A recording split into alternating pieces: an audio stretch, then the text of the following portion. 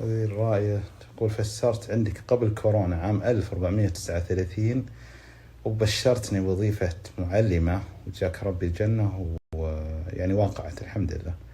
وعندي الحين حلم، الله يبشرك بالخير والعافية، أسأل الله عز وجل أن يوفقك. وعندي الحين حلمت بإني أسوق سيارتي بسرعة وأبيها توقف ما توقف، وأحيانا توقف في آخر حلم، وصرت أكره النوم بسبب الحلم. لا بعد صرت تكرهين سواقة السيارة. أول شيء أسأل الله عز وجل أن يستعملنا وإياكم في طاعته، وأن يبارك لك في وظيفتك، وأن يرزق من يريد الوظيفة.